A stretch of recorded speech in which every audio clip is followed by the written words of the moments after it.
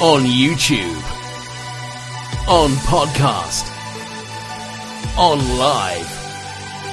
This is Rebel Yell from the WFCSL.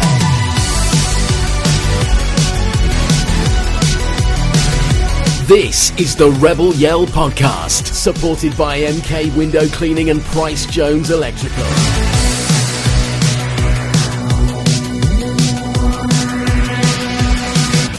Welcome to episode 9 of the Rebel Yell podcast, the last one of the season 23-24, sponsored by MK Window Cleaning and Price Jones Electrical. So, James, Jacco, Spencer, how are we doing, chaps? All good. I'm alright, thanks. Yeah. Have our emotions calmed down? Yeah, they have. And I had a bit of a different experience after the game. Yeah, I was upset, but Jack, and he's going to hate me for this, he was in absolute tears. Who's Jack? Just he's my son.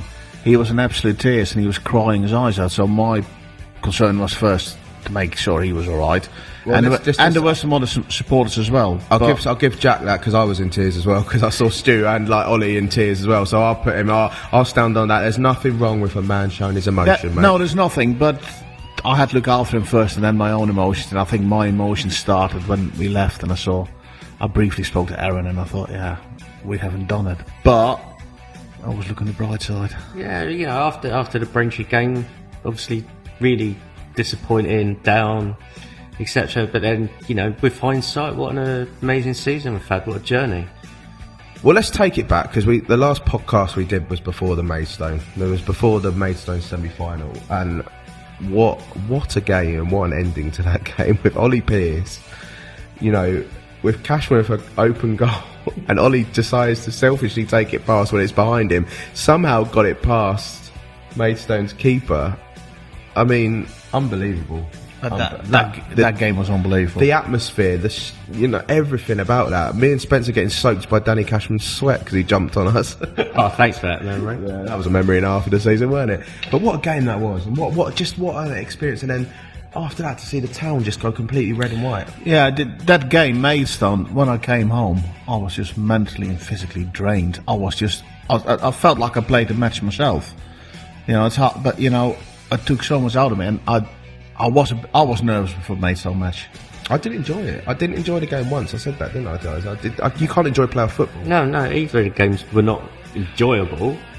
No, because you want to win. So much riding on them. You know, it's a must-win, isn't it? So you know, it makes it more difficult. Yeah, it's your whole season coming down to 90 minutes of football. Yeah, but you know, I think I enjoyed the final more than the semi-final. I just enjoyed the whole build-up. Like, it was a great day of starting off early. Went to Wetherspoons, got some drinks, got some food. Went to the club. You know, stood in the aforementioned Chris Biggs stand. You know, unofficially sponsored by Chris Biggs. I think we can say. Yeah, you know, if anyone hasn't seen a banner, just look online. We had a great group of people there, and it was just absolutely great. And you know, I think that's one of the things from this season, over the whole season, the friendships and the laughs we had, despite the results at times. And yes, we were shouting it was rubbish, but we always came back and we always had a laugh, didn't we? And you know, it was like, you know, spending time with your mates and watching a bit of football. Yeah, no matter what the result, we always have a cracking day or evening watching the Rebels, don't we? Yeah, we do. And unfortunately, we haven't even had time, but since the last podcast, Spence hasn't got any service stations to reviews. Or meal deals, has he? He might have to go out for a weekend. I'll take him a pre-season special, because I think all the pre-seasons are going to be on the road, so he might have just Spencer Services pre-season special, eh? Oh, to Lancing. Well, where can we stop? Worthing Cafe Rosazza on the platform. Chelsea. But yeah, I mean, the memories we've had this season, I mean, you know, would have any have ever thought that we'd have sold out all the tickets in about 5 minutes to the playoff final? And I know a lot of people were unhappy about that, but what could the club really have done? You know, they gave the season ticket holders a priority, but you know, they've learnt their lessons, as we'll hear from later on. It was a very unprecedented situation, wasn't it? And you know, yeah, we've been in the semi-final before. It was an away game where we had X amount of tickets. Now we're playing at home. You know, logistics of everything, and you know, it's just, I think, a massive learning curve. And I think the club got some stick online and I think they didn't deserve it. And people saying, "Oh, let's go to the Amex, let's go to a neutral venue." It doesn't work like that. You know, there's a reason you finish the position you're in, and that's why you play at home. And you know, the Amex, we've been there a couple of times when the Sussex Senior Cup. It was a great night. The second time because we won it, but still the atmosphere I thought was always not great because it's a fifth of the stadium, if that. You know, so no, I think it was great, and you know, it showed we got a great ground, and I think it's better to come at the ground. You just so want to see us build on it. You know, the interest, the fans that came, the fans that wanted to come and couldn't come. You know, you so want us to build on that come next season. You know, you want to see the crowd numbers up. You want to get a better atmosphere. You want more money coming into the club.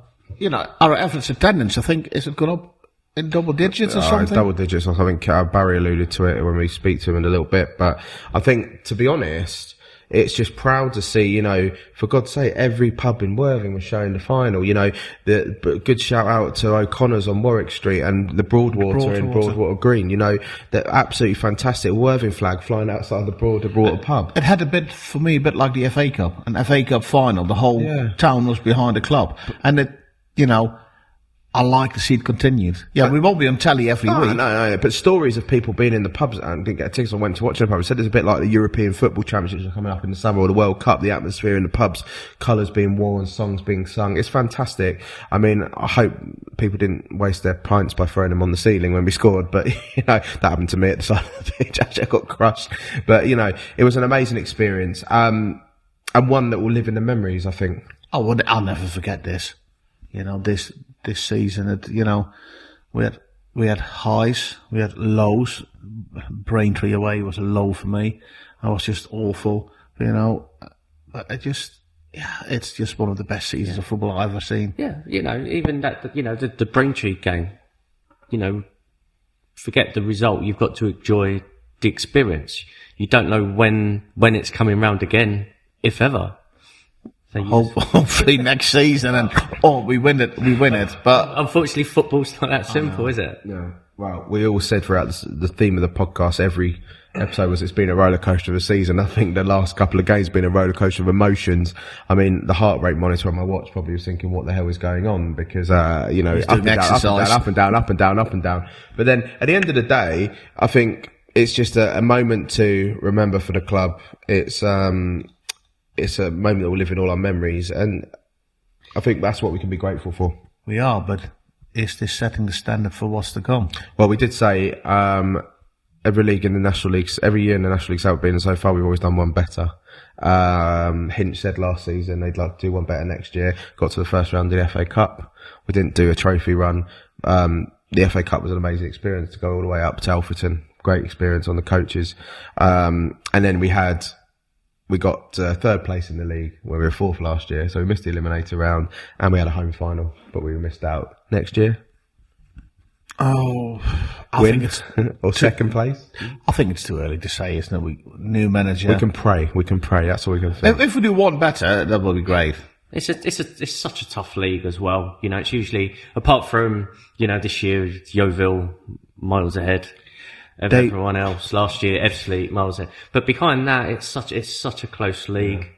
There's so many good teams. I think that this next season will be the strongest league for our 3 years, for our third year. Well, let's focus on the playoffs with Barry, and we spoke to Barry, sat down with Barry. He gave up his Sunday to come speak to us and talk about the season for Barry. So over to you. This is the Rebel Yell Podcast. Barry, welcome back to the Rebel Yell Podcast. I think first and foremost, we need to say, how would you sum up the 23-24 season for you as the chairman of Worthing Football Club? Hi, James. I would say in one word, it's been progress. Mm-hmm. Another year of progress. We've had a very successful year. If you split that out into pitch side and off pitch, then, you know, considering our men's first team were fourth last year in the league, we asked them to finish in the top three this year. There wasn't much room for error, but we managed to do that, get into a semi-final place, get into the final playoff, so real progress in that respect. We've had double-digit growth in our attendances, about 15% more on average. We've been on TV twice, live, which is a first for the club. 3 academy players finished the game against Braintree, ex-academy players, which is success for us and progress. Our under-18s, 3rd in a row champions, and champions of champions for the first time. Our women's team finished 3rd in their league for the first season. On the pitch, I don't think we could have done much more other than the obvious, which was to win that playoff final. And off the pitch, a few points here, but very successful. We've had double-digit growth in our revenues again. Probably over the 2-year period that we've now seen, we've nearly doubled our revenues. And we're more than 5-fold our revenues from 5 years ago, pre-COVID.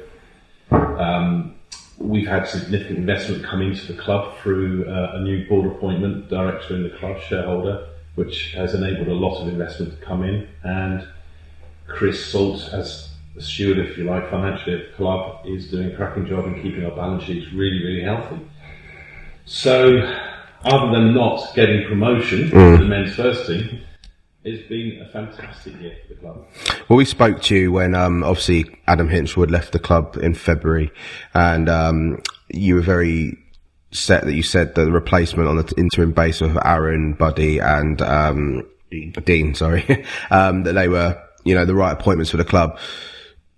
Obviously, we had a little blip, and at one stage it looked like we might not make the playoffs, but they turned that around when the TV cameras came for the first time. We didn't lose after that.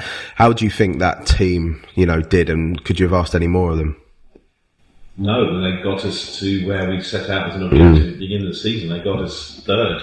We were only a goal away from being 2nd. Because they were very, very good performance, and of course, it's not always going to be plain sailing, but to do what they did in that short space of time, first of all, I think means that the decision Nathan brought to the board, the recommendation to keep the continuity, was absolutely the right one. But secondly, the guys executed it brilliantly, and we're very proud of them and very impressed with the job they did. Yeah. No, it's fantastic. They, we couldn't have asked any better as fans, and how they set into the club and everything like that. How was, how did you find, from the chairman's point of view, how the town came out to support Worthing Football Club on the playoff final? Because obviously we were lucky enough to be in the ground here at Woodside, but from reports of what I've seen and pictures, someone actually said to me it was almost like the Euro football, like when the Euros are on, the pubs are completely full. For example, O'Connor's on Warwick Street, the Broadwater pub, they had flags out, decoration, they had a party, and it felt like the European Football Championships. For the first time, myself being a fan, I know Spencer and Jacco probably agree, it made you feel proud that the town are finally coming out to support the football club. And for you as a chairman, that must have been an amazing sight to see. Especially coming from Worthing as well and playing for the club for all those years, it was so fantastic to see. And, whilst we may not have experienced that many times in the history of the club, 140 odd years, the maths and the facts show you, the data says, this club could be a very good club. And I think for the first time, certainly in my lifetime as being involved with the club, we managed to see a huge response from the community. We had 110,000 viewers watching us live on TV. Wow. The pubs were inundated, red all over the town. Partnerships, as we know, we'll talk about, I'm sure, the demand for tickets. It kind of shows where we could go. And I was, therefore, as a chairman of this football club, very encouraged by the opportunity I think we have. You briefly mentioned, I was going to ask, the demand for tickets. Obviously, on social media, there was a lot of backlash, negative backlash. I had a conversation with George. People came up with ludicrous ideas of go to the Amex, needs to be neutral venues. It doesn't work like that. And I tried to tell people why it doesn't work, but have any lessons been learned? Because a lot of people say, we need a membership system, we need X, Y, Z. What are the club going to do or look at for the future? Because obviously we want to be in the same position again, honestly, we champions, we haven't got that issue. One better.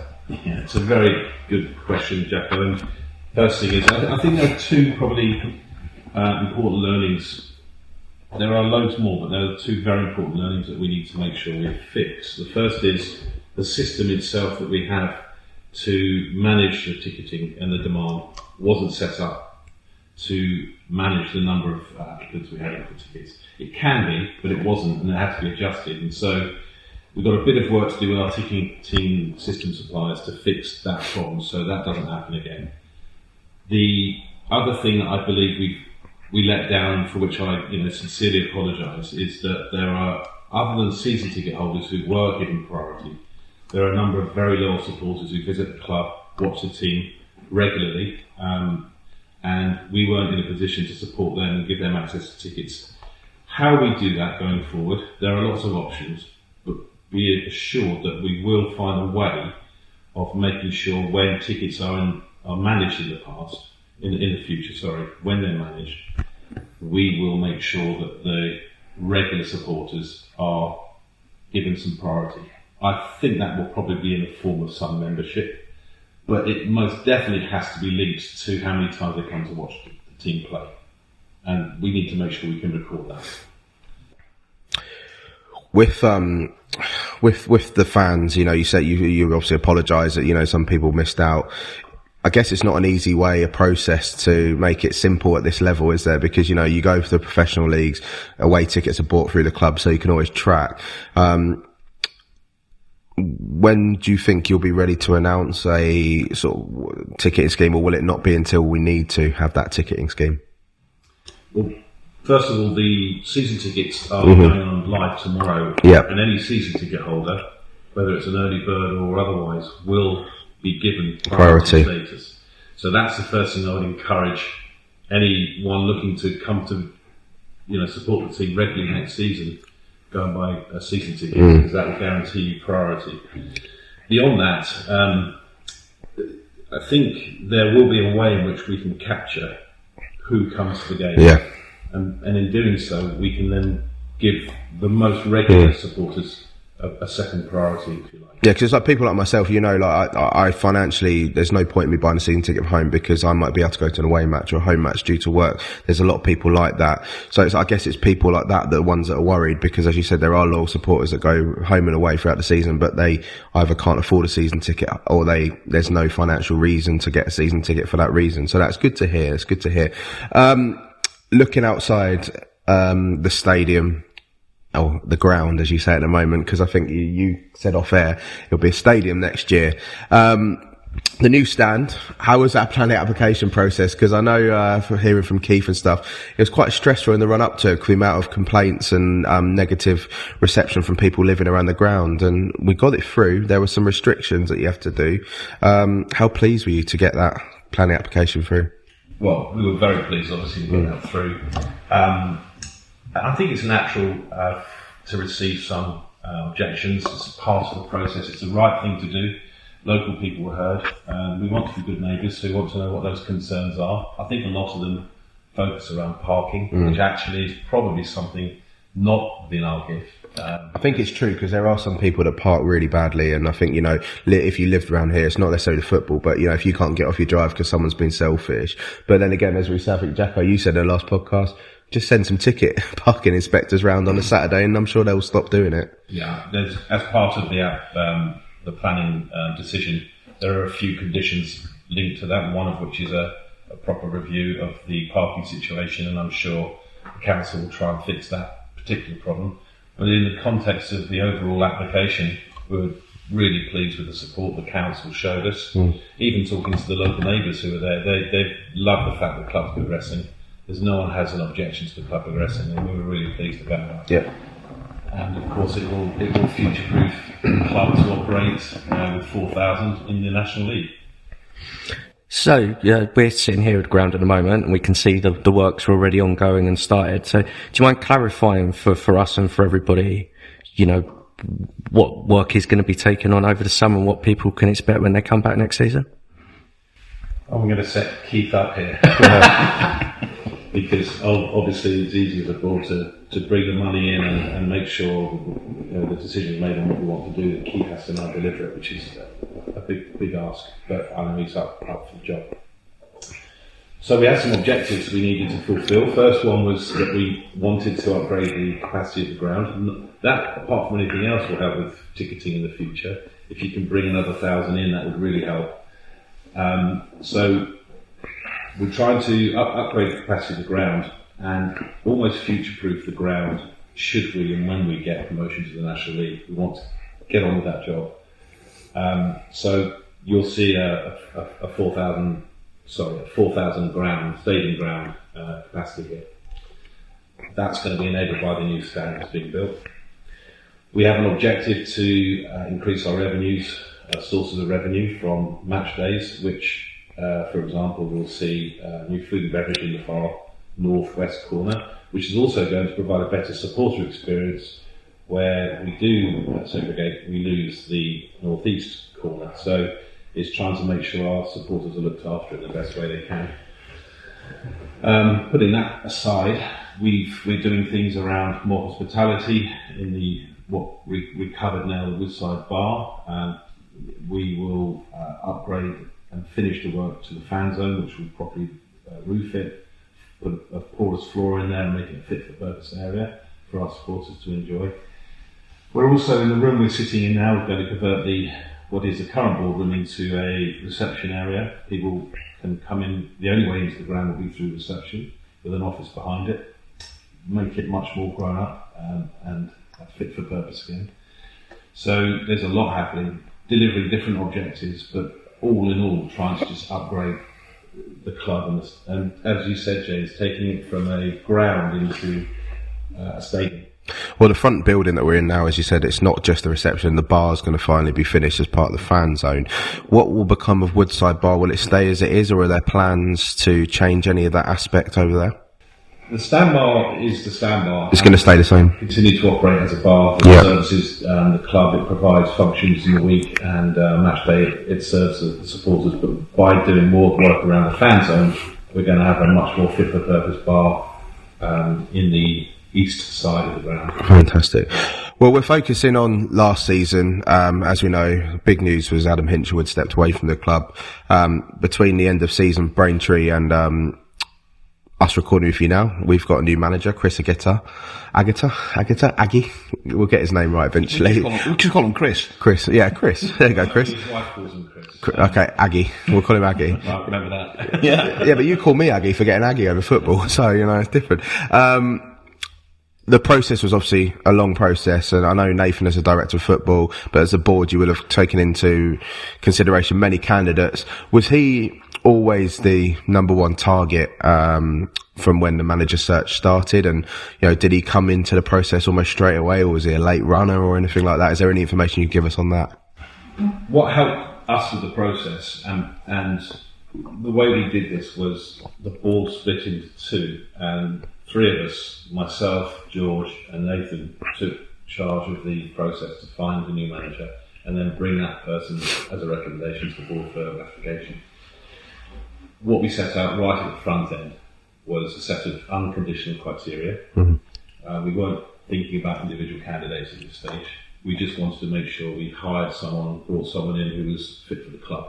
We weren't even thinking about a league, because the nature of this club and the town and its, as I said before, the macro facts, we know there is going to be growth.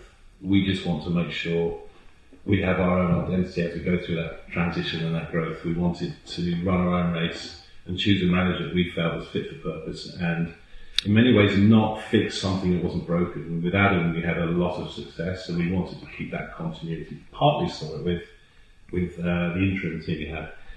So the manager that we brought in had to make sure there was continuity and delivered a style of play that was consistent with bringing more crowds, more goals, and all the things that had supported success on the pitch. We wanted to bring a manager in that had committed to stepping outside of a professional environment, even in an academy environment, into a role where they were taking a risk themselves but wanted to be a manager. That for us was, there was a statement of intent that they stood or came out of a more comfortable professional environment into a non-league environment. That told us something. We saw that with Adam. We know that there's a certain character that will do that. We wanted that person to have demonstrated that characteristic. We wanted somebody that was really emotionally very intelligent with people. We wanted a man manager of people, and that was a big criteria. We didn't just want a personality. We had to have somebody who was very capable of managing people. We wanted an analytical decision maker who was evidence-based rather than just emotionally based. We wanted somebody who had seen what good looks like in a professional environment from an academy point of view. We wanted somebody that had worked in a professional academy and had demonstrated their value that they place on youth and a player path. So when you put all these different things together, actually, despite the number of applicants and people expressing interest, we could narrow down our shortlist very, very, very tightly. And Aggie became one of those obvious candidates within that list. Is it right? I've been told that you looked at a lot of stats as well for every candidate. You know, what stats, how many corners they conceded from, how many corners they scored from. Is that correct? You looked at lots of stats. Yes, one of the criteria was style of play. We knew Adam's profile, his stats. We knew exactly what they were, and we compared his stats with other managers' stats. And we probably had 10 to 12 different managers compared with Adam's, so we had a proper objective view of their own performances. Yeah. One thing I was going to say is there's been a little bit of talk online on some of the forums and chat groups that when we interviewed you previously, when Hinch left, you were possibly looking at someone with National League experience or higher already. Obviously, Aggie hasn't got that experience. So was there any sort of, you said you wanted a fit for the club, which I understand, but when was that decision made to maybe not necessarily focus on National League or higher experience? 'Cause I'm sure you would have had candidates that had that experience coming in for the job. It's a good question. We definitely did speak to people from roles that either had or are in higher levels, but we did qualify that criteria, and we needed, as long as the person that we recruited or shortlisted had the capability of operating at a high level. Yeah. And that did actually remove a lot of managers, but it definitely didn't remove Aggie from that process. He has also managed at Stevenage and had experience with their first team. Yeah. But you didn't have to have managed in a high league. Yeah. You definitely needed to demonstrate you could manage in a high league. Got ya. And we could chat for ages, we always can, but before we sort of wrap this up, a special shout out for John and Kelly, who've stepped away from the women's team. They brought a lot of success to that women's team, moving on from Michelle. Are you sad to see them move on, personally? Of course. Yeah. They've been great characters, but also been very successful. Yeah. If you think they've been involved with the club just over 2 years, and in those 2 years they've got us promotion and finished third last season in Tier 4 of the women's game, and it's been an incredibly successful period for them. I applaud them for the efforts they've put in as well. They're probably very, very tired. I know they are, because it's not the men's first team. It's a team in the club which doesn't get the level of support the men's first team does. Yeah. And so we do ask and expect a lot from the people that do manage, and they've done an incredibly have been very successful, and are incredibly committed to the task. And going forward, what's the sort of process now for finding a new manager or manageress? Is that what you say now? Manageress? Manager. It's manager. Manager for the women's team, or managers, a team, and the future of the women's team. Well, the task is with Nathan to recruit a replacement to John and Kelly. Replacements, bringing a team in. That's started. There's an ad. We've advertised this one, and I believe that because it's started to come in already. So that will run its course, and we will end up, I'm sure, with a very capable team. Mm-hmm. The ambition is to stay in the league we're in. Mm-hmm. Bear in mind, 2 years ago we were a lot further down the pyramid than we are now. We don't want to lose that momentum. Mm-hmm. To go up a level is a very different story. So we have to make some, tough choices about that. But at the moment, we want to hold on to the success we've had over the last couple of seasons. Yeah. Fantastic. And I guess you'll probably want to get that position filled quite quickly so they can plan for following season. Yes, that's important. Yeah. It was very helpful. Kelly and John, we've talked to them, and Nathan was aware of their position. Mm-hmm. So it's giving him time to get this job ad out and find somebody who can come and put a team together. Yeah. Fantastic. Well, Barry, thank you very much for joining us again on the Rebel Yell podcast, and enjoy your summer. I'm sure it's not going to be a quiet one, but we look forward to speaking to you in the new season. Thanks, James. Cheers. This is the Rebel Yell podcast. Great as per usual to hear from Barry Hunter and some quite interesting insights, chaps, into what went on in the season and what they're preparing for next year. Yeah, and I think Barry's always very open and honest with us, and he tells us what he can tell us, and sometimes a bit more on air. But I think it's always Well, he hasn't messaged me asking to delete anything yet, so that's a good sign. That's a good sign. But no, it's always good to hear from Barry, and I think it's good to hear for all the supporters as well what's actually happening. You can see it on social media. Yeah, we're building a new stand, but actually, what's happening with it and all the other things. It's exciting times, and it's good to get the information that Barry gives us. His pure passion for the club and what's happened and what's going on shines through, and I think it's fantastic. Oh, just the way he's pushing the club forward. People won't like the fact that we are changing from a non-league club into a professional football club that wants, obviously, the goal at the moment is to cement themselves in the National League, but there'll be an ultimate goal that they want to be a Football League club. And to me, there's nothing wrong with that. A town the size of Worthing deserves to have a Football League club, I think. You look at some of the teams that are in the Football League now that have promoted from non-league, and I think, fair play, and I'm fully behind it. I am, but I think it's, and I'm generalising, but I think the supporters have been going here for years. I think I'm afraid, scared by achieving that the club will, borrow heavily, invest a lot of money, and if it goes wrong, we're going back to the same situation when George bought the club.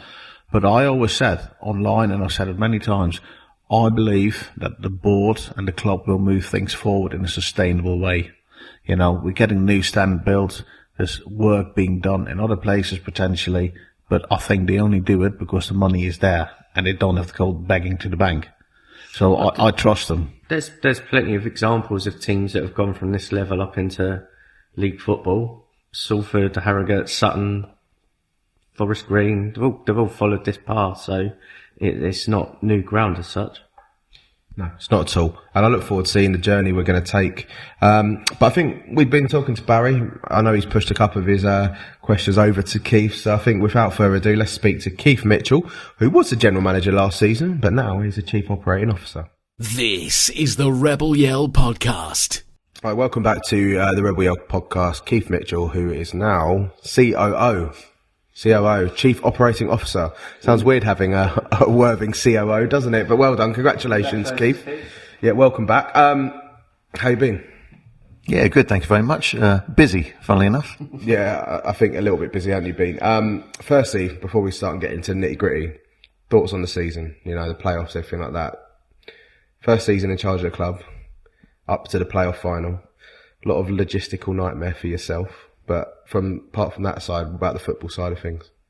Well, obviously I can't take any credit for the football side of things, as much as I'd like to, obviously. Really, really good results all the way through the season. I think there was that period of time, wasn't there, just after Hinchliffe, where everyone took a sharp intake of breath. And after Aaron's first win, I think we then lost 3 and drew 1 of the next 4 and dropped down to 7th. And I think at that point, most people were kind of like, we just take a playoff place at this point and hang in there. So to finish with 6 straight wins, catapulting us up into 3rd, I thought was a really good show of determination by the management team and by the players alike. And obviously the fans stuck behind the team throughout that as well, which was a credit to them as well. So no, what a successful season on the pitch. And off the pitch, as you mentioned, the logistics of a home semi-final and then a home final, 2 firsts for the club at this level. So, fantastic. I mean, great environment, great atmosphere for both matches. I think everyone would agree. In particular, I think for the final, even though there was less people in because of the logistical element of having the TNT sports cameras here, to see the whole town get behind the club. And Angie Deepros and the guys that have been doing stuff across all the town pubs and sort of paint the town red. They created that little bit of a hashtag, didn't they? Paint the town red. And to see the footage that she sent me through of what was going on in O'Connor's and some of the other bars across town was brilliant to see our football team being supported so well locally. Yeah, it was great to see. And, hopefully it's things in the future we can continue to see. And obviously some of those fans that turned up, new fans as well, will come back next season. Just before we move on to sort of ticketing and stuff like that, Chief Operating Officer, General Manager, differences in the roles for yourself? Well, it's still going to be flat out, still going to be full on. There's not going to be a respite. COO doesn't mean I get to go and sit in the stands and put my feet up, unfortunately. So, no, I mean, basically, I think that the general manager role was what we needed to get us to where we are now. I think it just solidified a few things, put a few things in place that we needed to get done. And on the bare face of it, obviously, there's a lot of similarities between the two roles. I guess it's just the scope of opportunity that the COO role provides me over the next couple of years. So I think this was always going to be, and I think I mentioned it in the last podcast, a kind of a 3 to 5 year plan. Because of how well we've done in the first year, we're now sort of thinking, actually, rather than just taking it another year, we're looking 2 years ahead now. So I'm looking for what 2 years from now looks like. So are you staying for the next 3-5 years? Is that what you're saying? The plan will be for 3 to 5 years, Jacco, whether that's with me or somebody else. I mean, the thing is, like, you know, there's no one person that's bigger than the club. I mean, it's a very role-centric environment at the moment. You know, it's about getting the right positions in place and then finding the right people to do them, as well as they possibly can. So, in my case, it's about giving me that opportunity to be a bit more strategic in what we look at and how we develop over the next 2 years and what's required between now and then to achieve that. So, moving on from the final and the playoffs, tell us a little bit about the ticketing and just kind of how that, little bit of more background of how that works. Obviously, from your perspective, club perspective, there was a very small window for both games for getting the tickets out there. Obviously, there were lots of people that didn't get tickets and maybe should have bought tickets. Obviously, tickets are limited.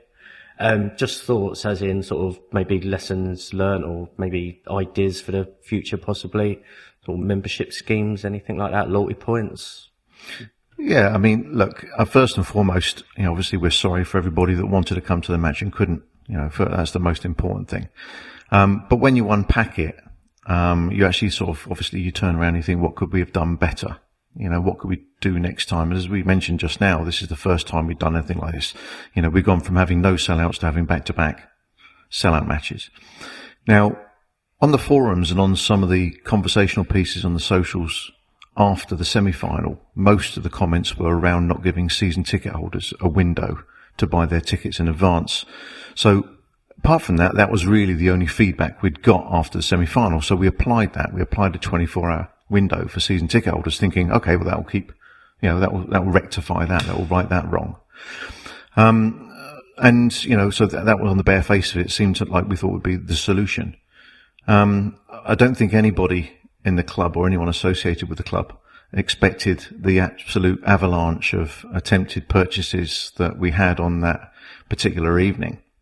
I sat with my laptop open, and I tried to at 7:59, the same as many other people did. And I tried to, I didn't try and buy a ticket, but I just I have the back of house option on the sort of administration option on Ticket Pass to view things. And I couldn't get on. It kicked me out at a minute past as well. So I knew either something was wrong or something was very right, but I just couldn't see it. I didn't know until about 17 minutes past 8 when I got a notification that it was all back up and running and that the tickets had sold out before 8:05. So obviously, when we sort of unpacked that with Ticket Pass and we went through the statistics which we posted in that statement a day or two later, it was apparent that the amount of refreshes was something nearly 38,000 refreshes in 7 seconds. So when that happens, it crashed the system. Now we didn't know that was going to happen. The end product of that, when you look back, is that over 7,000 people were trying to buy tickets for a 2,500 capacity match. And sevens into 2.5 just don't go. So as sad as that is, there was always going to be, on the maths of that, circa 5,000 unhappy people that wanted to try and buy a ticket and couldn't. But yeah, I mean, you say unhappy people, and you know, some of them were first timers, which I'm sure as I would like, as I'm sure Spence and Jacco would like. Some people that might have got their first ever ticket to a club might have seen the start of football, the atmosphere, and you know, the exciting nature of the football club. And you know, even if 10% of those new fans came back next season, I'm sure it was a win-win for everyone. But in future, how are you going to control that. Like, I use this example for Barry, like myself. I'm not a season ticket holder because of, my work, and, I can't commit to home games, and I go to quite a lot of away games. How are you as the sort of club are going to keep an eye on that for loyalty? Yeah, I think as Spence mentioned, the question originally actually is the options of what we're now looking at for next season in terms of accruing points, whether it's a membership scheme or not. I think it certainly needs to be some kind of point system or point scheme that allows you to accrue some sort of loyalty points. And then if and when we're at the playoff scenario or the same sort of situation as we were this season, next season, that will give the opportunity to people to turn around and obviously be given sort of priority windows based upon those loyalty points. But actually, it's a unique problem the club had with the ticketing, because I tried to get tickets today for Wembley. My queuing was hour and a half, and then you get there, and they say you can buy 2 tickets, but actually you can only get 1. So it was very frustrating for me, and I can understand the frustration from the people as well who tried to get tickets. I was lucky; I needed 1 ticket, and I got it straight away. So I lucked out. Well, we'll look at this. I mean, look, Wembley is regarded by most as being the biggest and best stadium in the world. And if they get it wrong from time to time and they can't get it bang on after all the years of experience of dealing with sellouts that they've had, when we were talking about dealing with 2 in a week, it's not an easy one to get right. This was through a club side. There was only 36,000 tickets available for Sunday for Southampton and Leeds, so 72 there. But it was just a nightmare to get through. Yeah. So it's not unique, and I think, give the club credit, putting 2 events on in short space of time. I think, I said it to Barry as well, I think it was well organised. Once you got in.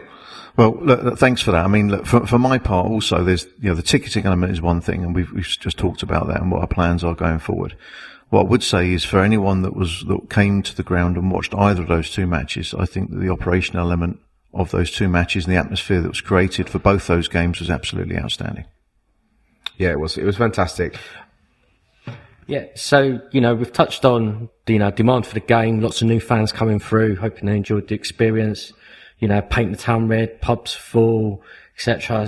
What can we do as a club to get those people back, that it's not a one-off experience? Well, hopefully they enjoyed the one that they had.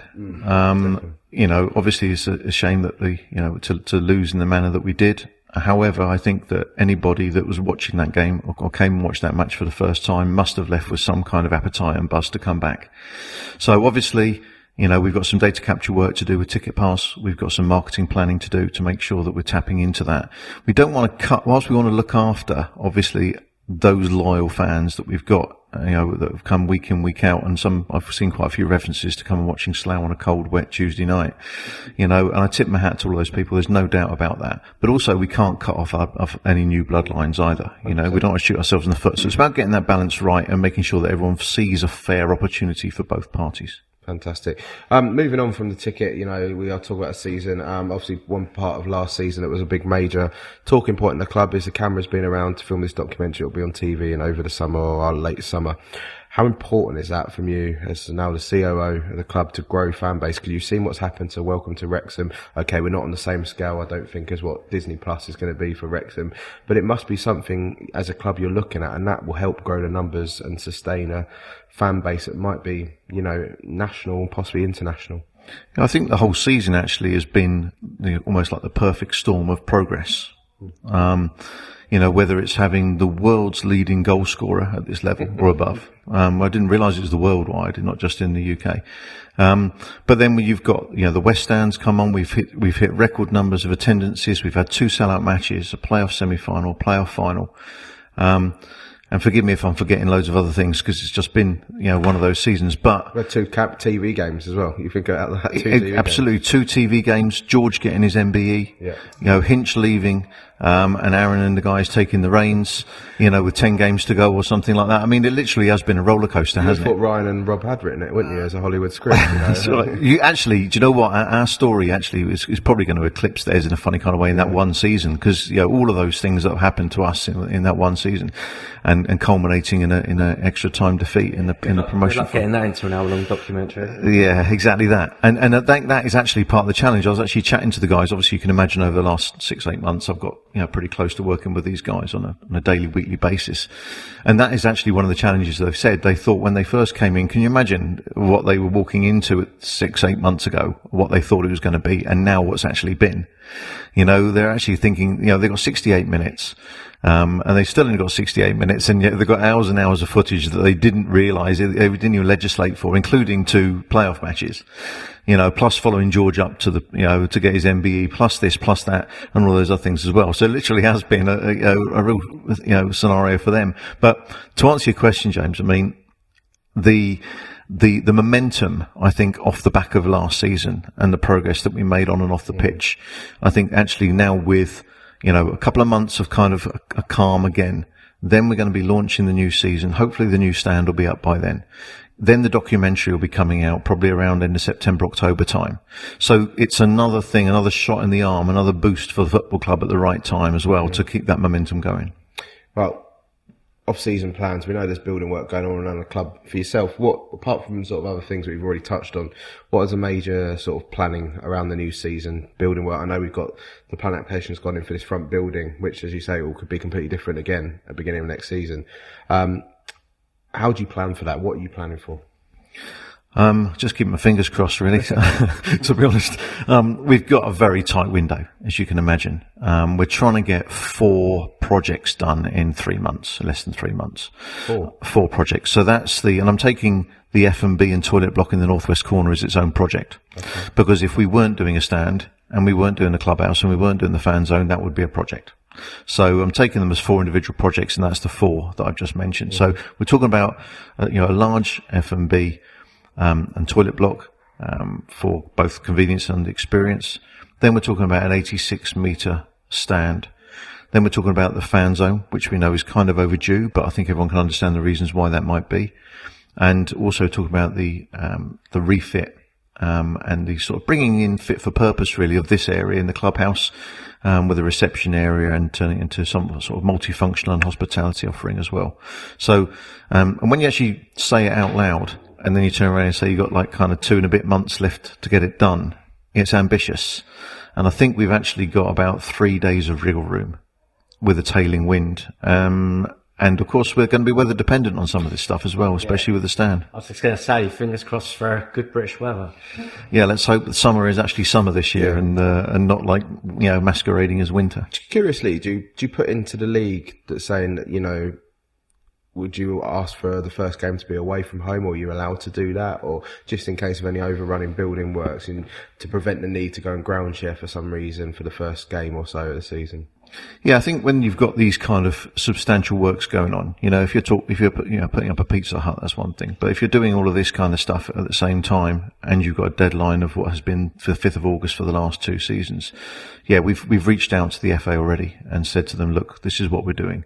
There's no guarantees, but we want to put on your radar as early as possible that we may have to request the first couple of fixtures to be away games. And they can fully understand the reasons for that. We're trying to do something to progress the club and develop the club in a very short space of time. So they're very supportive of that. And if that is what has to happen, then that's what we'll do. Fantastic. There's got to be some mitigating circumstances in there as well, what with having the 2 playoff games, which delayed our end of season, which then delayed the building works. Yeah, I mean, we didn't factor that in. We didn't want to use that as an excuse. We knew all along it was going to be really tight whether we went to the playoffs or not. We didn't know whether we were going to have those 2 playoff matches here either at that point, obviously with Chelmsford still being in the mix, until the semis. So, but as it's transpired, we pressed the button on the 7th of May. We actually started works on the 7th of May. So obviously with the playoff match on the 6th, on the 7th, on the Tuesday, things were already happening. So as soon as we had the opportunity to get a spade in the ground and get cracking, we have done so. So it won't be through lack of effort if we miss that deadline and have to have those 2 games away, but at least we've kind of set ourselves that as a fallback. Is it all on sort of plan at the moment? Is everything running smoothly so far? I've just had a walk round actually, and are you happy with the progress? I am. I mean, look, it's a week, just over a week in, isn't it? A couple of weeks in, not even that, and the guys already made some good strides. Hopefully, the excavation works will be done in the next 2 weeks. Yeah. So we'll have a flat area in the north side in a couple of weeks' time, enabling them to start trenching out, ready for the concrete to go in, and that's where we need the weather to be good. Yeah, that is, yeah. Well, we could talk for hours and hours, but we've got a limited time as podcast. I'm sure everyone doesn't want to sit there listening to a 3-hour long end of season podcast. I know I certainly wouldn't. But Keith, just one of your favourite memories of the season? I think actually it was probably in the Bath game, was probably Danny Cashman's second goal. Simply because obviously at that point we'd got, it was the first time in front of the cameras, first time on telly. We were losing the game. We didn't really want to lose. We'd lost the 3 before that. And I think it was really kind of just that whole, when that hit the top corner with his left foot, I think the place erupted. And with it, everyone breathed a huge sigh of relief as well. And what a goal!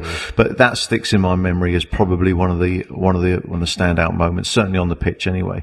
And off the pitch, I just think getting that West Stand up in time for that game. Yeah. For me, obviously, that was, as we know, another difficult one. We managed to make that happen. So there's sort of both those successes sort of revolved around the Bath game. So for me, that was probably it. And what's the name of that West Stand? I forget. What is the name? I'm not going to say the Chris Big Stand. I'm not. Thanks, Keith. Enjoy your summer, and we'll see you in the new season. Thanks a lot, guys. All the best. Cheers. This is the Rebel Yell Podcast. Thanks once again, sitting down with Chief Operating Officer of Worthing Football Club, Keith Mitchell. That's a mouthful, isn't it? It is. It's cool. What's it you said? Cooey. But again, interesting to hear some of the plans, because, you know, we're sat here right now recording in the old boardroom, which is stroke what will be the new reception, which will I be think. the new reception and office and half and toilets and storage and old Stu's bedroom or whatever. I know Stu's bedroom went when they did the fan bar, didn't they, outside? But it's great to see, because I think, as Barry alluded to in an interview, we're going to have a stadium next year. It's not just going to be a ground, it's a stadium. And I think the plans that are coming out are going to look fantastic. I think it looks fantastic. Once the new stand is up, this front bit is done, you know, and, you know, when you got a reception, it looks more professional. I compared it to another club where you got a then type of entrance, and I think it just makes it more professional. And, you know, I remember somebody telling me a while ago, a couple of years ago, professional on the pitch, professional off the pitch, and I think we're getting there. Yeah, it's that word again, isn't it? Professional. At every level, every part of the club, we're becoming more professional, step by step, piece by piece, and it's all coming together. And again, you know, Keith's a man with a plan, and he knows how to implement that plan.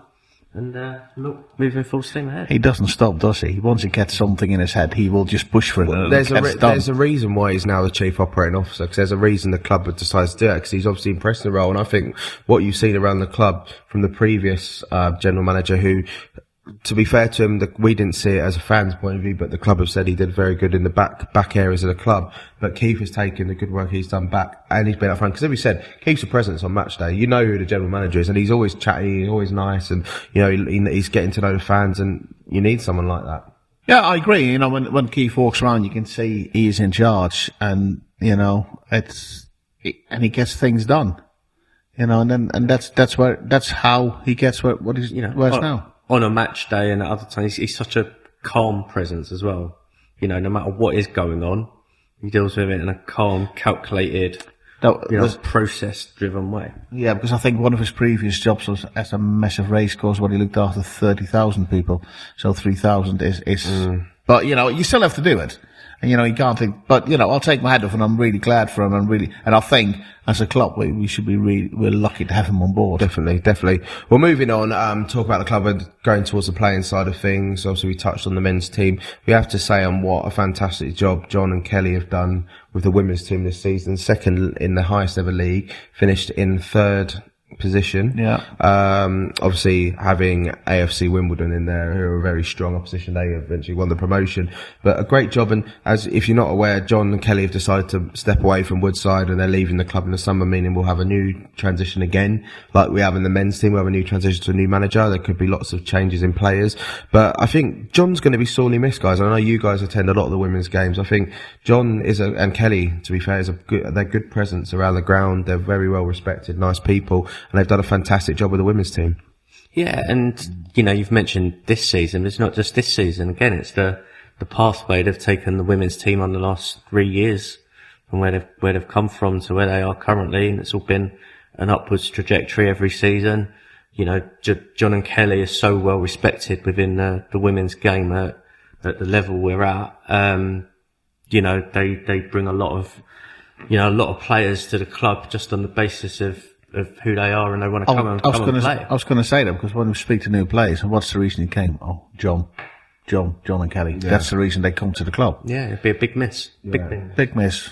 And hopefully we can attract the calibre of players they've attracted. But, to be fair, Barry did allude to it in his interview, did say that, maybe they felt, that it was quite a full-on job for them to have as a volunteered role. And, maybe, as Barry had said, to be fair to Barry, that, the club are focusing on the men's team at the moment. They'd like to focus more on the women's team. But unfortunately, that's just the way the direction of the club are taking at the moment. But, hopefully with a new manager, possibly the introduction of youth in the future, we might be able to build the women's team as well as we've done the men's team. Obviously, an income stream, the men's team doing as well as they're doing, if not better, will help that, won't it? Yeah, it will help. Yeah, and again, as Barry's mentioned, it's all part of the process that's going on within the club. Obviously, at the moment, the women's team isn't as big a priority as other pieces around the club, but the club has a plan, club has a process, and we've seen from other things around the club, these things will happen, and will get pushed on. They're all pieces of a jigsaw puzzle that eventually, that women's team is probably just like a sleeping giant at the moment. If it's anything like the club, the club progressing the National League, the men's team, and then to get the women's team some investment, who knows where they could go. Yeah, I think they can go higher, but I think the problem is when they go higher, the travel distance is getting bigger. Oh yeah. Because of the leagues, and the cost will increase. Other players, I think I can only assume it's probably 3/4 of the day on a Sunday they give up. Now, if they have to travel further, is it going to be a whole Sunday? Or is it the case they have to travel on a Saturday because it's so far, and then is everybody willing to do it? Yeah, it's a big commitment. It's a massive commitment. Yeah. But, I really enjoyed the games I've seen here this season for the women's team. It's been a great season. Absolutely great season. Yeah, really good. Well, for the last time, let's sit down with John and speak to him on the Rebel Yell podcast. This is the Rebel Yell podcast. Well, for the final time, I've got a lump in my throat saying this, John. It's our last interview on the Rebel Yell podcast. Welcome back. Sad to see you go, mate. Sad to see you go. How did you come to the decision firstly that you were leaving the club? Well, we had a period of time, sort of mid-season, where things were getting quite challenging in terms of all the sort of organisation and bits and pieces we needed to try and be successful. So myself and Kelly have been talking about it for sort of the second half of the season, but we obviously made the decision nearer towards the end of the season. So there was discussion that it was becoming quite challenging, but still rewarding in terms of the how the players were performing on the pitch. Well, yeah, definitely. We'll get onto the players in a little bit. I mean, how did the players take it when you announced to the changing room that you were leaving? Well, the good thing is they didn't cheer, so that was always nice. That's always a positive, isn't it? Yeah. I think, they deal with it in their own way, don't they? So some people vocalise, really disappointed to see you go, would you change your mind? Others just say thank you. Others don't really say much at all. So I'm sure, like all of us, they think in different ways. And maybe a few of them said good. You never know. Well, you're not going to be everyone's friend in football. You're a boss at the end of the day. Not everyone's going to love you lots. No. But one thing that's it. No. One thing we did notice throughout the season, your time at Worthing, is the name John Donoghue attracted a lot of good players to the club that might necessarily not be available. How do you feel that will go forward? Obviously you can't say what players are going to do, but do you leave in good faith that players might hang around the club? Well, I think the thing is what was there in terms of the pitch, certainly one of the training facilities when we trained on the pitch. Hopefully the other side of things will be looked at for the Tuesday training. The support match days with the fantastic volunteers, things that you've put on, is all went down well with the players. It showed a real sort of togetherness from the club. So that should entice them to stay. And you'd like to think that if people are saying the same things as we were, which was we want to try and win the league. We want to get as good players here and play as good football as possible. That that would encourage people who'd already had hopefully a quite a successful season to stay. But like I say, whatever the next step is not going to be decided by me. No, it's not, and I guess it's unfair of you to say anything on that likelihood if who's going to stay and who's not going to stay. It's all down to the club and the manager that replaces you, Yeah. or the management team. Let's talk about the season. You finished third, which you cemented Yeah. yourself, you'd say, well in the level you're at. How would you sum up the season? I think very successful.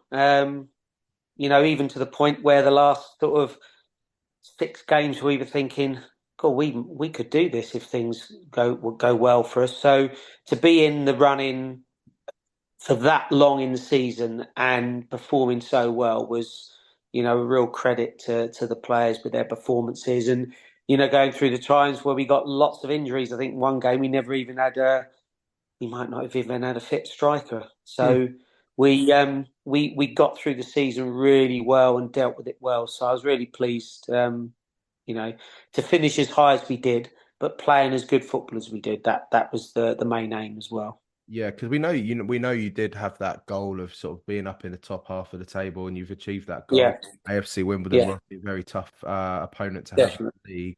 Yeah. Quite glad that they're out of there. But then again, teams that are coming up and being relegated into the league will be just equally as tough next season. Yeah, they will. Wimbledon invested a lot of finances into their team. You had Norwich, who I think they only lost.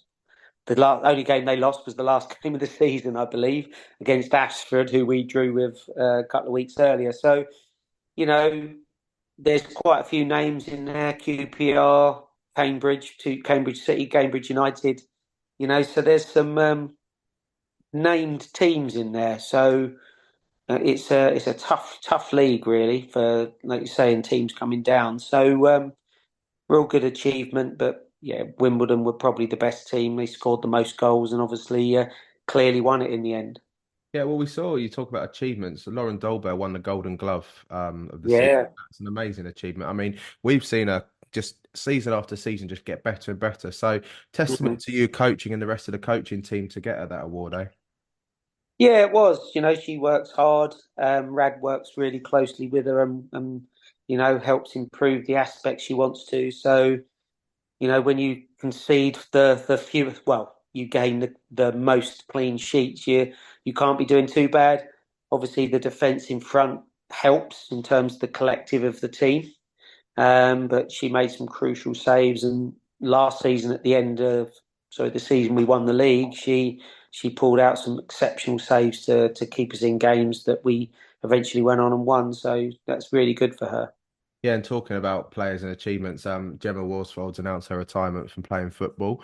Yeah. What an asset she's been to Worthing Football Club over the time. What's it been like working with her for the short time you've been at the club? Brilliant. Her attitude, her professionalism, her understanding of football, understanding, the selection process and the commitment that you need. Whatever level you play at, there's a commitment to try and be your best, and you can only be your best if you're there, keeping yourself fit during the training sessions, outside training sessions. So she was a real consummate professional, really. It's a loss in one way, but she assured that she's going to be a supporter of both the women and the men's team because she watched the men's regularly. To be fair, Yes. So it's sad, but she's achieved quite a lot towards the end of her playing career and obviously throughout it as well. So it was great to work with her. Yeah, I mean it's guess for the club captain and sort of for whoever's going to step into her shoes is going to have a big job ahead of her to have any sort of the way she's commended herself over the past however many years she's represented the club for her. Yeah, that's it. And I think hopefully players look at the good examples set. People who lead by example. Don't necessarily always vocalize everything, but you can see the way they conduct themselves, see the way they work to perform, train properly. It's no different in training than she is in games. So, hopefully players look at that as an example, and then that's your leaders, really, isn't it? The example they set as much as what they say. 100%. Before we let you go, John, I'd just like to know your highlight of the season. We've asked everyone on the podcast the highlight of your season this year. What would you say it's been? Oh, I would say even under a lot of pressure from some teams, put us under a lot of pressure, the performances and the honesty and the willingness to put what was asked for the players into practice. You know, you can quite easily come off what you want to do in terms of your performances when you're under a bit of pressure and things aren't going well. But the players' collective, I suppose, focus and determination to do what was asked of them, that's really, throughout this season, they've been exceptional.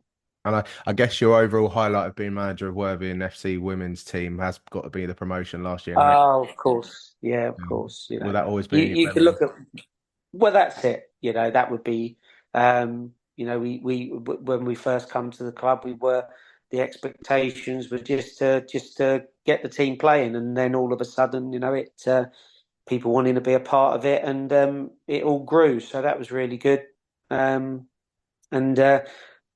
team is in a hugely, I suppose, good place at the moment in terms of the women's setup, and obviously the men did exceptionally well this season as well. Well, I think you could probably say, and we could all agree, that you've left the team in a much better place than what you found it. Well, hopefully it's there. I believe so. Before we do go, John, have you got a message to the fans of the women's team who might be listening to the podcast, who've supported you? Well, yeah, I think teams really live on the support of their fans, don't they? So the people who've come along and wanting to connect with the players, the people who've come along to, support on match days. Some have been travelling away as well, which has been phenomenal. Some of the trips we've had to make. So, I think the biggest thing is to support. If there's an opportunity to get involved in any part of the preparations and the plans of the women's teams, that would be something that would be probably greeted with open arms, because the team can push on. And you never underestimate what goes on behind the scenes to make it happen. I'm sure you'll have a nice rest over summer. You said off air before you're not going to have your phone buzzing. You don't have to prepare for any pre-season friendlies. But what's next for John Donoghue? Pardon? What's next for John Donoghue? I don't know. Get a few more freckles in the sun, I suppose. Nothing at the moment. Watching a bit of football, maybe. But pre-seasons don't start till July, so I may even book a holiday during the season, which I never really do. Rebel. So you never know. Rebel by the name, don't you? You've been at Worthington. I know. John, I know. But thanks very much for what you've done as well with your support with everyone. So it's been good. Yeah, John, we've really enjoyed it. I mean, thank you for being, I think, on behalf of Spencer and Jacco and the whole of the Rebel Yell team, thank you so much for being open and honest with us. You've always met with us every month when we've needed to do a little bit for the podcast, and it's been fantastic to get to know you. Don't be a stranger. Do come say, have a beer with us next time you're at Woodside. You can do that then, can't you, if you come for a game, can't you? I can have a beer, yeah. We'll buy you a beer. We'll buy you a beer. It's time for you to be bought. Thank you. But look after yourself. Enjoy Thank you very much. And don't be a stranger, and keep in touch. And I'm sure we'll cross paths in the future. But good luck to whatever comes next for you, John, and Kelly as well. Thank you very much. Cheers. This is the Rebel Yell podcast. I just think a shout out to John for how open and honest he's been with us on the podcast over the past couple of seasons that he's been at the club, or 3 seasons he's been at the club. We've always loved sitting down with him. We've enjoyed his time. He's always been very open to getting women's players to us as well. And I'll miss him. I think on a personal level, he's a top guy. So John, good luck for yourself in the future and whatever that may bring. And hopefully we'll see you back here at Woodside one day. Don't you agree, chaps? Yeah, 100%. Yeah. Hopefully not on the opposition side scoring a few past us, because then we won't be welcoming you back. But anyway, that's football, isn't it, guys? New managers. Obviously now we've got a new manager in the men's team, Chris Agata, who's apparently likes to be called Aggie. Like you call me, getting Aggie behind a goal at people. But another form of Aggie. Guys, in all honesty, Surprised at the signing? It's a fans podcast. Yeah, are you surprised at the signing? Yes, I'm not going to lie. I was surprised about it. If I'm really honest, I didn't have anybody in mind. But having a chat with Barry, he made it clear what they're looking for. It was, very well researched from the club, a rigorous process. So, and the manager behind him. Yeah, got full faith in him from everything Barry's told us. The club's followed a clear process to find exactly the person that they want that's going to be a good fit. When it was announced, though, Spencer, what did you think, though, honestly? Absolutely honestly, I didn't know much about him. And I had to Google him. And this is it. And obviously the club have done their research, they followed the process to find him and, to bring him into the role. And I fully trust them on that, and we'll find out a hell of a lot more as the following weeks and months progress. But it's quite interesting because obviously we have spoken to a few people at the club here, and he's only been a week, 2 weeks of that. The first impressions are very good. Yeah. People speak very highly of him, so I think that is already, that's a good sign, Yeah, positive sign. Yeah, but then again, he will be judged on the results on the pitch and who he can bring in. I think I am, and I'm not. Maybe I was a bit underwhelmed when it came up because part of me wanted a big name, but then is a big name going to bring what we want to the club? Do you know what I mean? Whenever the big names do well. Yeah. Look at Man United for that reason. Is Neil Warnock going to save Torquay? I'd love him to have stayed Worthing, but he's not. But the thing is Aggie, we've not met him yet, but he interviewed very well on Worthing FC TV the other day.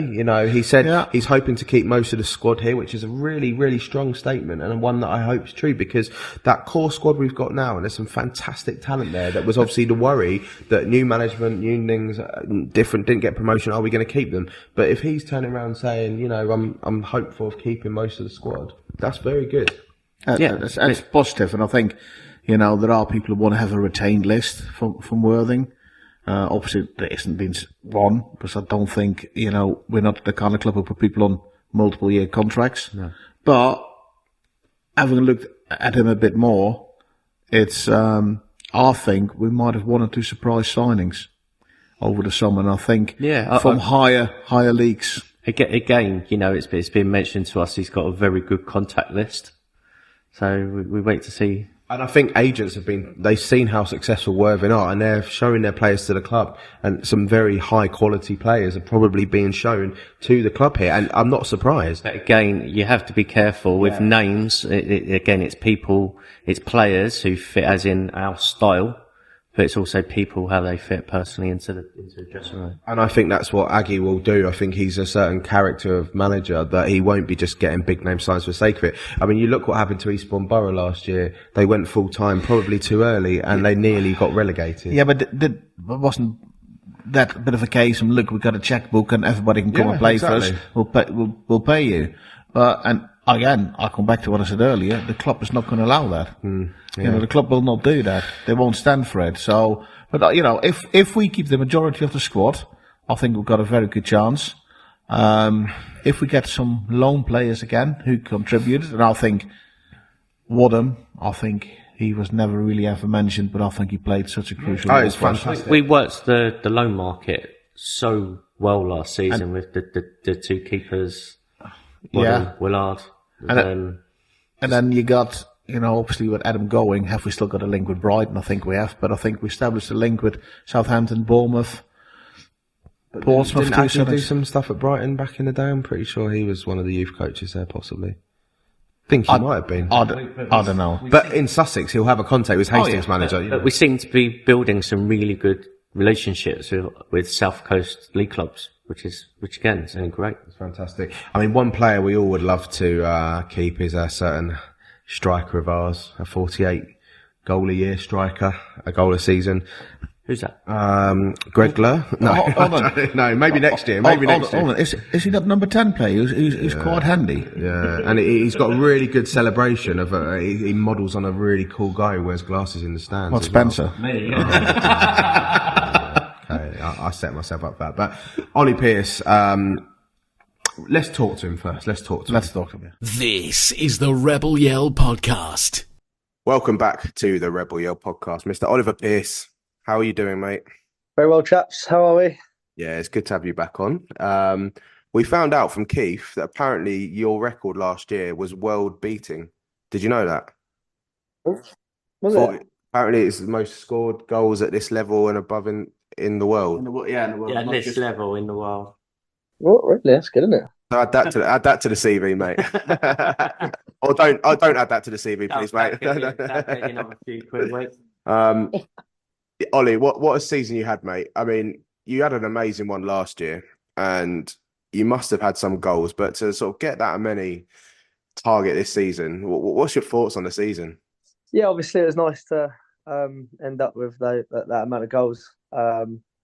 Something that I feel like I've done quite well with at Worthing is my goal record is actually is really good. It's just gutting to end the season with all those goals, but unfortunately not like the promotion. That was the main thing I took away from the season. Scored all those goals, but ultimately at the end of the year we didn't get promoted, and that was the most gutting thing, I think. Yeah, I think it's crazy when you think about it. When you think scoring that amount of goals yourself, plus other goals in the team, that you don't get some form of automatic promotion or through the playoffs. It's quite tough to take that, I guess. Yeah, it is. That's football, isn't it? I mean, our goal difference wasn't amazing, was it? Because we did concede a lot of goals, and obviously that sort of happened in the final when we concede four. If you need to be a bit better than that if you want to try and get promoted. And obviously we do play with an open style of play and whatever, and we are very attacking. But the amount of times we conceded 3 or 4 goals throughout the season. You look back and go, well, if you conceded that many, that frequently, you probably maybe don't deserve to go up. Yeah, especially with the goal difference of +1 between second and third as well at the end of the season. Yeah, exactly. So you look at Braintree, who did go up in the end. I think they conceded the least amount of goals, and they were, what was it, 30? I think they conceded throughout the season. Maybe not even that. yeah, but even So hindsight. when they win games, they only won with 1 goal different. They always won 1-0, 2-1. Brentford, they never had a big score apart from against us. The 4-0. No, yeah, I know. Well, yeah, that sums it up, doesn't it? But yeah, they were just a very solid side, weren't they? They didn't give too much away at the back, throughout the season. I mean, and just about done enough going forward. And I'm guessing that consistency probably got them that promotion. Well, talking of Braintree, obviously, I saw you after the game, the final, and we saw how much hurt was on your face and the emotion going through yourself. What did it feel like, firstly, to get to the final, but not to get over that final hurdle as a player? Yeah, honestly, it was the most gutting experience I've ever had in football. Being completely honest, I didn't sleep for 3 days after the game. Honestly, the thoughts that go through your head after that, and I'm sure I probably wasn't the only one, but to see the change room after the game just so deflated, and quite a lot of us obviously quite upset and in tears. It's a long season, and when we've been at the club for such a long time, that I likes on myself and Joel, and even Azza was sort of doing a little speech at the end, and sort of you can see him sort of getting quite emotional with it all. It's gutting. So yeah, it wasn't a nice place to be in the change room after the game. Thank you for that, because seeing you all emotional and Stu sitting in the room all emotional after the game, then cameras from the documentary have been shoved in my face after when I'm trying to hold back tears. Thanks for that, mate, by the way. Not needed, was it? No, it Not wasn't. needed. It wasn't. But that's Yeah. football, isn't it? We work hard all year and whatever, and one game that you pray that you just win. However it happened, you just want to win, and it doesn't quite go your way. The emotion comes out, and saw that obviously in a lot of fans as well. I think I've been bumping into Sam in the bar after, Sam Virgo, and he was welling up and in tears as well. And it wasn't nice, but hopefully you can learn from those things. You never want it to happen again. Yeah, I mean, just the whole process. As a fan, I don't know anyone that can really enjoy the playoffs. It doesn't matter what team you support, being there with professional club support that we support. We went through it with our non-league club Worthing that we got so loved up with. It's a horrible experience for a fan because you just can't relax. As a player, I guess it's very similar. So you've got to focus on the target. Yeah, of course. Yeah, like obviously that's why playoff games are so cagey. A lot of the time you don't, well, apart from my game versus Braintree where there was obviously 7 goals, but a lot of the time it's very tight and very cagey, not only in the ground but obviously on the pitch as well.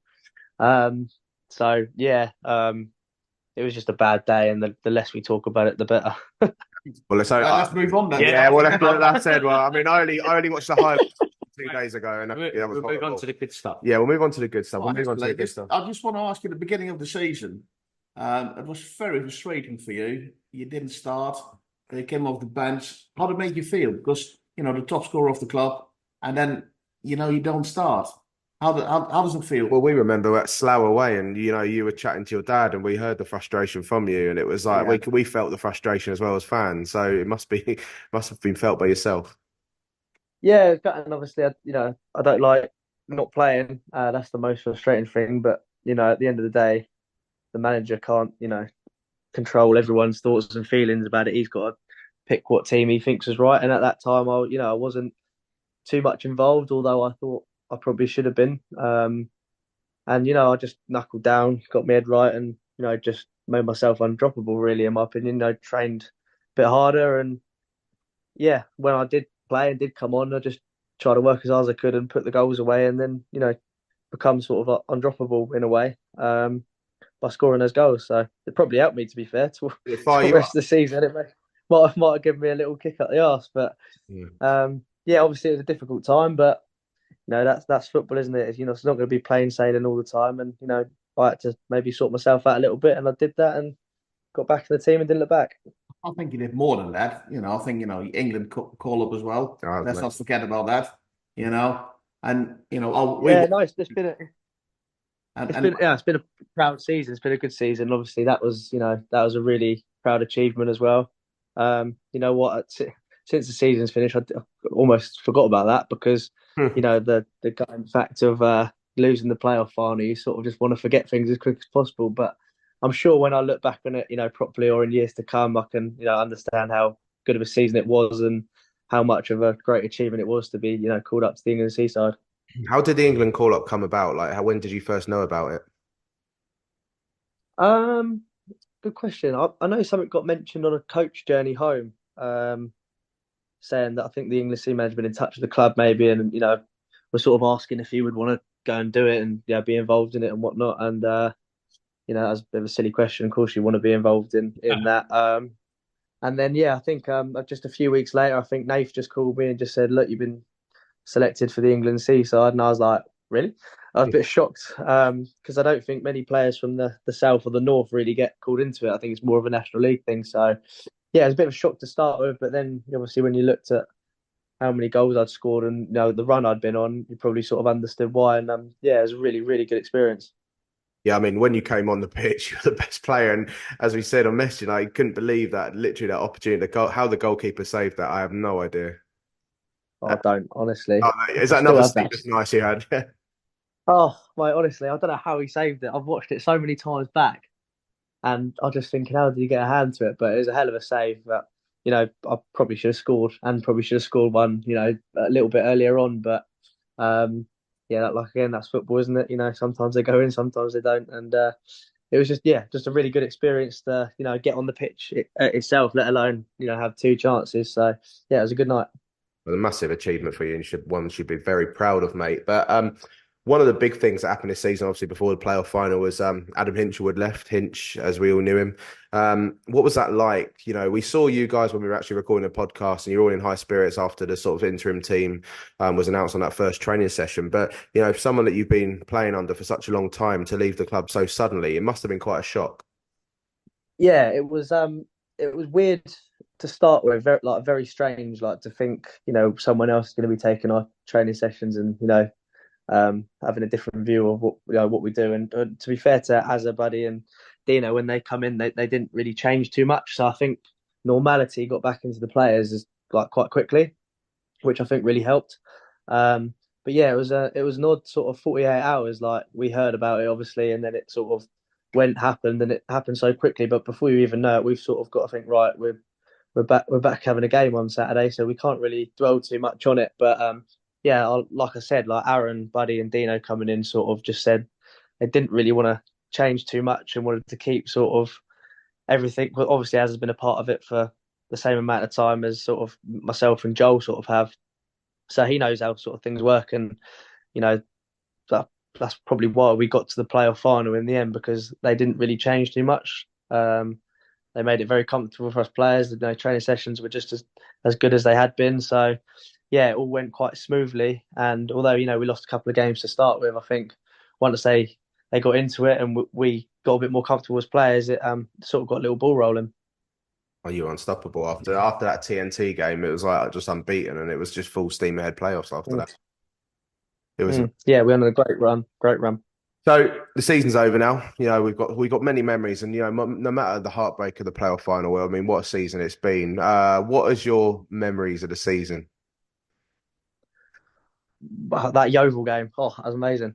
That was a great game, wasn't it? Just to go down there with and win that game. I think that goal at the end, Ollie, highlight of the season. It was, wasn't it? Yeah, it was brilliant.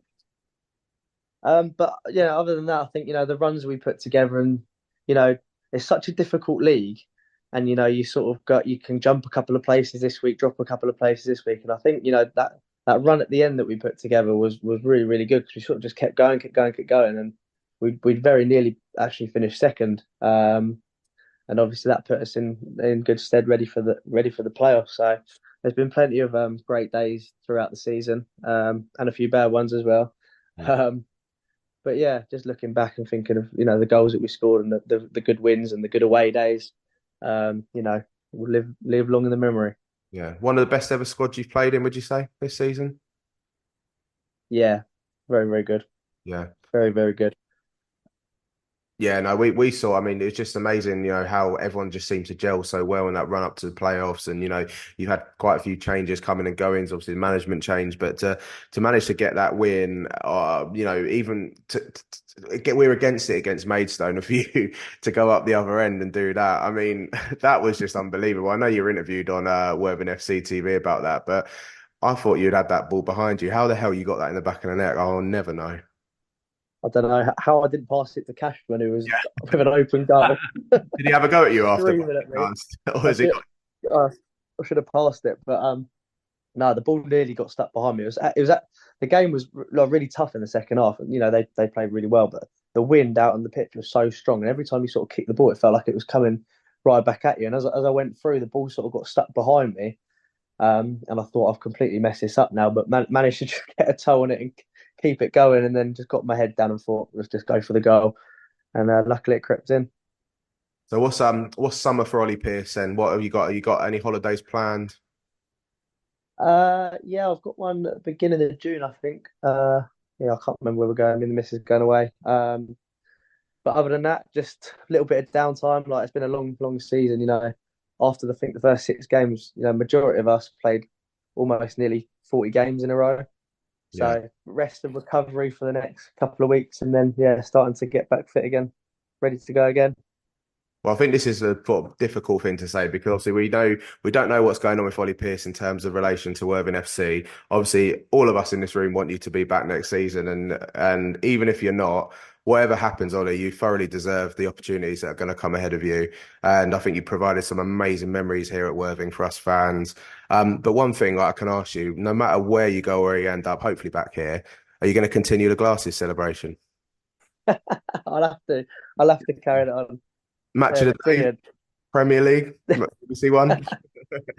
I don't know quite about that, but I'll have to keep that celebration going. Whatever happens over the summer, obviously after you've had a good season, you do get quite a bit of interest, and I've got a few decisions to make over the next couple of weeks. So we'll see what happens. But obviously you'll be the first to find out.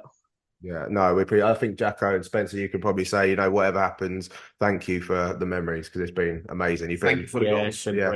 Yeah, some amazing memories shared with you and the other squads, like from the Isthmian Premier promotion to like the playoffs the last couple of years. Some amazing away days, as you say, some frustrating away days and long journeys home. But I think you could probably, if you could sum up your time at Worthing so far, how would you say? What would you sort of sum it up as? Oh, it's been brilliant. It's been brilliant, mate. Honestly, obviously the best football I've played, and thoroughly enjoyed it. And it's a great club, and we always seem to attract really good players and really good lads. as well. The change rooms, brilliant. And that's been an important thing this year. Actually, some of the loan signings we've had have really made a big difference. Jack Wadham obviously coming in, and a few others at good times. It's a really good change room, and obviously the fans have been superb for me for the last few years. So yeah, really good. Well, good luck, whatever happens. Hopefully back here and we can see again next season. But if it isn't back here, then don't be a stranger. And if it's ever against Worthing, don't you dare score against us, okay? Is that a deal? Deal. Ollie, thanks so much, mate, and have a good summer and good luck for the rest of the year and whatever happens next. Cheers, James. Cheers, lads. Thank you very much. Keep up the good work. Cheers, very much. This is the Rebel Yell podcast. Right, guys. I mean, he didn't say anything, but that will probably be the last time I speak to Ollie Pearce in this capacity of a podcaster for the club, wouldn't you say? I would imagine so. He's going to have so many offers, and you've got to look at it from his point of view. He's got to take what's out there and move his career forward. Is he 28 now? I think. Yeah. If somebody comes for him and he decides to go for it, well, good luck to him. But we said it several times before the podcast. If a player wants to leave and they leave for the right reasons to better their career, then they should go with our blessing. And we should we had 4 or 5 years of Ollie Pearce. Well, I want to say six. I want to say we've had this same discussion for at least the last couple of years. Ollie, will he stay? Will he go? He can go on and he can move his career forwards. And he's been loyal and he's stayed. So all credit there. But this season for him was just amazing, wasn't it? 48 goals, England call up, and some of the goals he scored, he hasn't done us any favours with that. No, he hasn't. That's why I'm quite annoyed with him in that respect. Stop scoring so many goals. He's in the twilight of his footballing career now. He is, but I'd say twilight's maybe a bit. He's getting there. I mean, he's late 20s now. There's not many players that start going to a professional game at that age. It's peak career. So this is the moment he needs to. But the thing is, again, it has to be right for him, isn't it? It has to be the right. Yeah. His home situation. It needs to fit. It needs to fit his whatever. And Worthing might be the right situation for him. But would you? Obviously, we'd probably lay out the red carpet if he comes back. But would you think I'd love to see him have a go? I'd personally love to see him have a go at a professional game. Well, first of all, I'd like to think being Worthing would have a red carpet anyway. But dad jokes are coming into here now. No, but you want to see players move on. You want players at Worthing to progress, move on to better things, and then that sets the example for other players to come in and show what we can do. If he turns something down, we won't find out about it. You never hear. You only hear when a player goes to club A. You never hear about B, C, D when they turn him down. Well, I say, if Adam Hinchelwood happens to be listening, can you go away, please? Because he's not welcome here. If I'm really honest, I can't see him going to York. No, I can't. But you can tell he's had opportunities in the past to go, and he stayed here at Worthing because he loves playing for the club. But I think it would have to be right for him. I would be surprised if he goes north of London, but you never know in this day and age. But we said it before, sometimes a player suits the style of play we play. And if a player does well here goes to another club and they don't play the same way, are they going to be successful? That's the question. Ollie's not going to want to go to a club where they're lumping it up. He, for example, in Alfreton, that's all they did. They lump it up to the big number 9. I can't see him going to Alfreton. No, but you know what I mean. But I think that's an example of how they played. I mean, but he must be. I mean, his agent must be working tirelessly because he must have inundated with offers. He's out of contract. It kind of annoys you that he didn't sign a longer contract. We could have actually got some money for him because that would have done us well. Built us another stand somewhere, wouldn't it? Yeah, but then the thing is, if you put him on a multiple contract, he wouldn't have had the year he had. Yeah. It's always after. That's non-league, unfortunately. That's if and buts, and that's non-league for you. Well, talking about progression, I think it's nice to see that our very own kit man, Stu Evans, is stepping away from the kit man role, but he's progressed into a very successful youth coach here at Worthing. He's taking the under-18s, he's stepping away, so you won't see him on a match day. He hasn't been on the podcast this season at all, really, because he's been really busy, hasn't he? I don't know how he does it. It's not the hours in the day. Yeah, I think Stu has a 26-hour day, doesn't he? And in 24 hours. But we sat down with Stu for the last time in the capacity of Kitman, and we spoke to him about the season he's had and the future. This is the Rebel Yell podcast. Nice to welcome back on the podcast, Stu Evans. 8 years as a Kitman, is it? Yeah, 8 years, yeah. And you've washed that kit for the final time. Did you wash the Braintree kit? Yeah. Oh, you didn't pass it over to the new one. Leave it. It's like humming No, in the that's all corner. yeah. For the summer. Leave it for the next one. Finish off properly. Stu, obviously, welcome back. You've been a busy man this season, so we've barely seen you. We've seen you a couple of times, obviously, coaching and kit man. And I guess one had to sort of give, what's the reason for you stepping back as the kit man? It was just taking up way too much time of my life, mate, if I'm honest with you. It's a full-time job in itself. I found a passion in coaching that I just want to continue to learn and develop and grow and keep doing that. And I was missing 18s games because I had to be with the first team, and that was really annoying me, to be honest with you, because that's where my heart is. They're my boys. I've coached since 14s, and I just thought I had to just step aside and concentrate on something I liked. And it's a positive decision, I think. Yeah, no, I mean, we've got so many, obviously, seeing you as a kit man. It's great to see you getting into something with a passion, like coaching, which are now the under 18s. How have you found your coaching journey? Like, is it something you expected to enjoy this much? I've been doing it for like 6 years now, 5-6 years. So I didn't expect it to be the biggest part of my life, if I'm honest with you. I just thought it'd be something to give me something to do on a Sunday and during the week, but actually I get so much joy out of it, and it's really rewarding seeing Chopper and Brads and Rubens and Ollie Starkeys of the world, Joe Rise that I've coached and make it into the first team, and that just gives me my drive just to keep doing it, mate. Well, it was, what was it, 3 players finished in that playoff game that have come through. Yeah, Stu Evans coaching academy. All down to me. All down to me. No, of course not. But it's just something I just want to keep doing and learning and growing. And I've just felt with the kit, it was taking too much time up. I wasn't really enjoying doing it. I just needed to make a decision. So we'll talk to you about, the coaching progress probably next season, because obviously that's what's stepping, but we're sort of here to focus on your time as a kit man. What are your memories of kit man? Because you weren't really just a kit. We've seen the emotion of you on the bench camera. You felt like an integral part of the squad. I don't know too many kit men that will be jumping up and down from the dugout when we score and stuff. It's brilliant to see the pure emotion of an actual fan. Many memories, mate. Too many memories. Honestly, the highs and lows, and I can't just pick one out. Obviously this season Yeovil was massive, and I cry with the rest of you when we lose, and that's it when we win. The same as you boys. I'm as much a fan as you are, and I love it. But I'll be watching from the stands next season, or not, as the case might be. You actually might be able to have a beer on a match day. No, definitely not. Definitely don't. I don't drink anyway. So. You're not taking the call box with you to sit on? No. That could be someone else's Bielsa box now. No, it's not mine now. So, this season just gone, obviously we saw you, as I mentioned, in those new dugout cameras, which I thought was a fantastic addition that Jack's done with the team. It's really cool to see the pure emotion of that. We saw how emotional. I mean, before I've seen you today, last time I saw you you were standing out on that pitch, holding back tears, like looking up to the sky, just looking around, just taking a moment to yourself. Yeah. How did that whole playoff experience for you?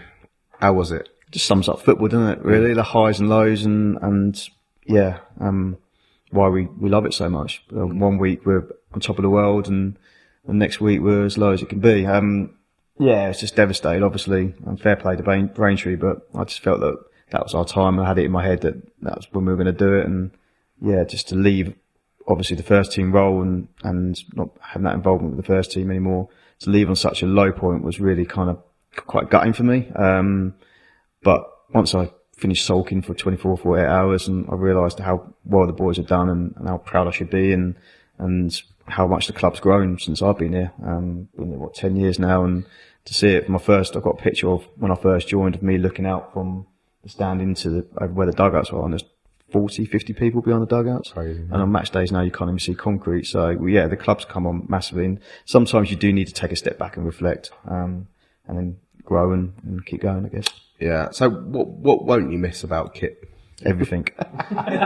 Everything, mate. Think about that answer. Just the only thing I really enjoyed was just being in the change room with the boys and just experiencing. There's nothing like it, honestly. During COVID, I realised how much I missed it and how much it mattered to me.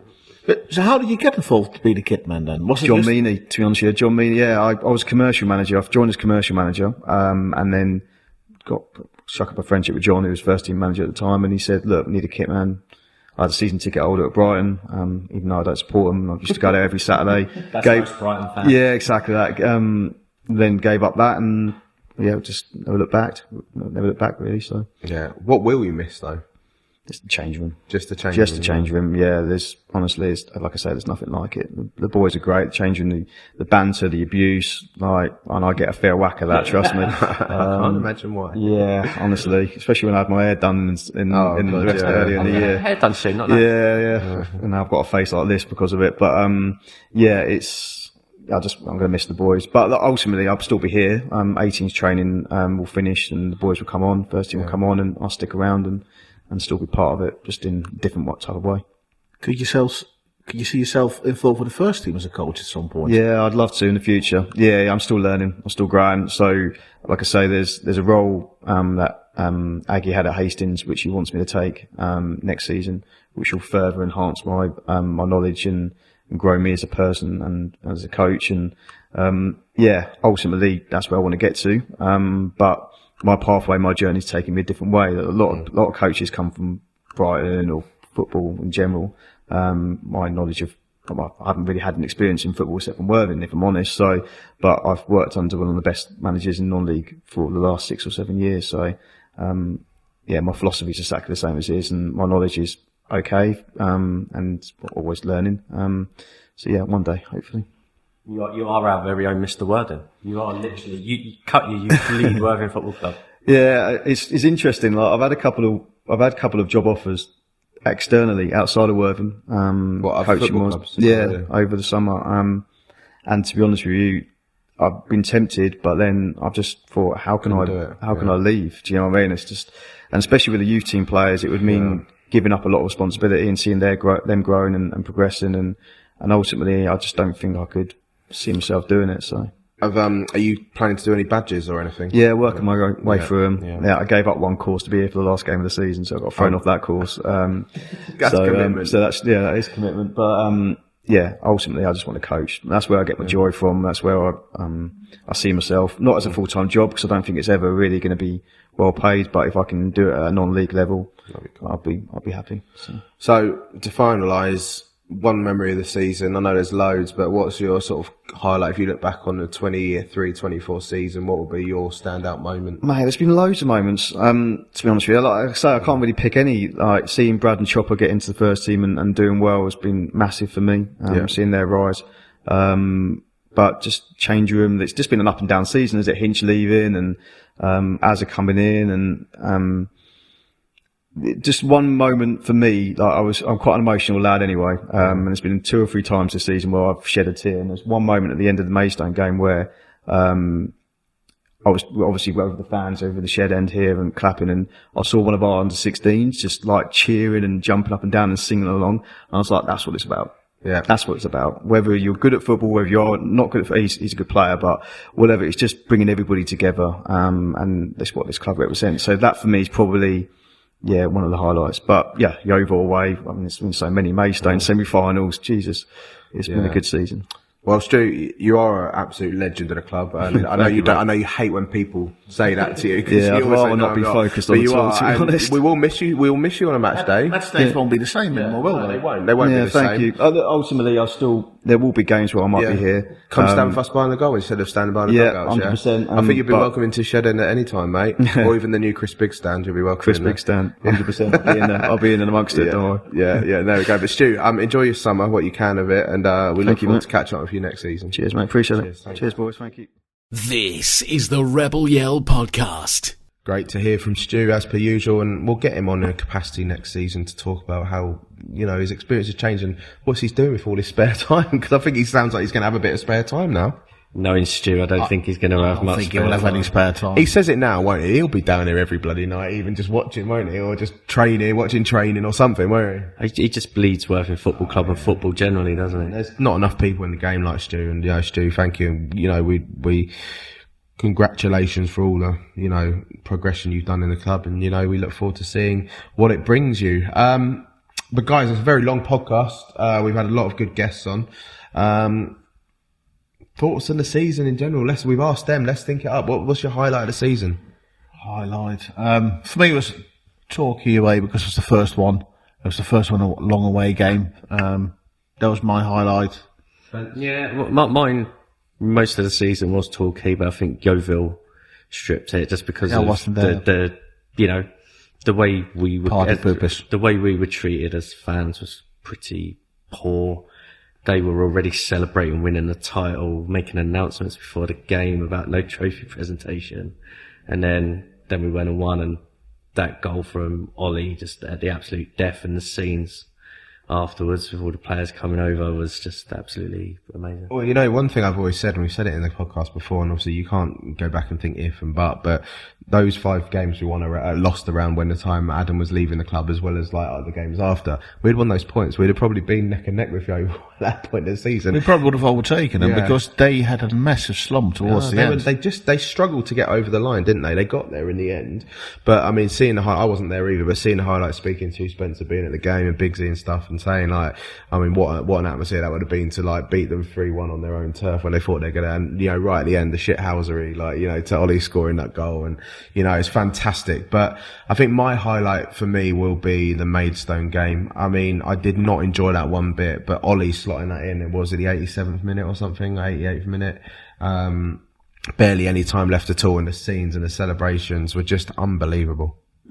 Yeah, I think to pick one highlight actually, it's quite difficult for this season because you know it has been it's been a roller coaster actually.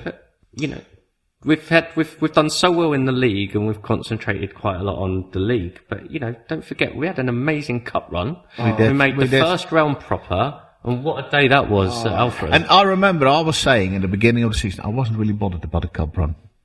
But now we managed to get to the first round. You can tell this is his first season on the podcast. I think it's been a topic every year since we've done the podcast for a cup run. But I think, to be honest, taking 2 coaches up to Alfreton, we could have probably taken another one if we'd had more notice and everything. You know, to see photos of the fans taking over that bar in Alfreton, which obviously didn't expect anyone on a Saturday, because there was one barmaid, and she had to call in backups, and they probably were appreciative of the business. They probably made their month's profit in one day there. And then, you know, having that, you know, seeing Ollie Pearce score 48 goals in all competitions, you know, get into the playoff final no matter what, seeing TV cameras here at Worthing for TNT Sports twice. Okay, one was a playoff final, but the fact they chose a Worthing game to be on, they only do 1 game a season, National North and South, and Worthing was the team they chose.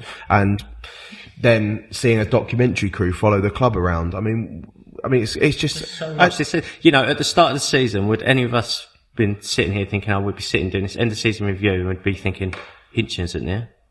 No. I mean, I would have thought maybe if we'd had a successful season, this is when we were talking, would this be Hinch's last season? Because we all said, when it happened, we thought it would come. Every summer we thought it would come, but not midway, just over halfway through the season. I can't believe we're at a Hinchless club now, but it feels weird because we feel that we've moved and progressed since Hinch has left, and hopefully the Aggie's going to take it to the next step. Yeah, hopefully, we'll see what happens, and if he does that, then I like to get the same feeling we had in the final day for the whole season in the town. Yeah, it won't be shown every week on the telly, but if we, a few more people come here and they talk about Worthing, I think then it's been a good season. I think if you're listening to this podcast, which, we've got regular listeners, but if you're new to the club and you've seen the adverts around the pitch, you thought you might tune in. If you've only been to one game, come down. Come to a couple of games. If you're not at a loss on a Saturday or even a Sunday for the women's game, come down, see it, join the club, There was, not that long ago, couple hundred fans here every week. Now there's, touching on 2,000 nearly every week. The fan base is growing. Keep on continuing it to grow. You do what the town did, support the town. I mean, I guess we've got to say thank you to the supporters that have purchased our charity football shirts this season in association with Two Faced Twins and Worthing Food Foundation. What an amazing, how cool is that an idea we had nearly a year ago has been sold in such vast quantities, and raising money for a great charity, for a local artist to support it. I mean, it's great, and when you see them wearing it on match day, it's quite cool, isn't it? You think, oh, that's wicked. It's very good. And, thank you for Worthing Football Club for allowing us to continue to do this podcast, kind of unofficial, official podcast, letting us use the facilities, always being so open and welcoming for players and players and managers and club staff to be on the podcast. It's fantastic. I think thanks again to our sponsors this season, again, MK Window Cleaning and Price Jones Electrical. They've been a continued support since we pretty much started these podcasts, Spencer, about 4 or 5 years ago. But we should be back. We will be back next season. Unfortunately for some of you, I'm sure. We will be back. Really? Not again. Are we going to do something special next year? We're planning something special pre-season, so keep an eye out on the social. Something I think you'd do. It's to help to drive the Sports Association, because those that have joined the Sports Association and supported us over the last few years, thank you so much. There will be a new badge and a new membership coming out in the summer. Unfortunately, there's not really going to be any, if not any, home friendlies at all this pre-season, so it creates problems for us doing membership drives. So we are planning something or a couple of things, so keep an eye out on the internet, on our socials, and the club are going to support us with this, and it should be quite an exciting thing, guys. You know, we won't say what it is or when it is, but I you know what, I can't wait for it. If we can pull it off, I think it will be very good. If we can pull it off, but how do we do that? Pull it or pull who off to get it done? No. It always goes downhill normally. But yeah, thanks to all the listeners on RebelYell.live. You know, it's been, you know, a service that we provided through the Sports Association throughout the season. You know, I think we got record listeners of 1,300 or something on the last game of the season, which was against Braintree, which was amazing. But thank you for supporting us, because your support through the membership helps pay for Rebel Yell and the sponsors and what we do, and we love doing it. So we'll be back next year. As I say, keep an eye on it. Membership will be on sale, so do keep an eye. Please do spread the word. It will be £10 this season. There is a family ticket. Family membership will be available, so keep an eye on that.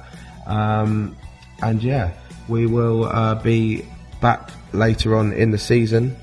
Oh, later in the summer, sorry, not in the season. And and we will be there ready to rock for the new season with some new signings and hopefully a lot of progress around the ground at Woodside, because I'm sure Keith will be spitting if that ground's not moving. We can't leave it like this.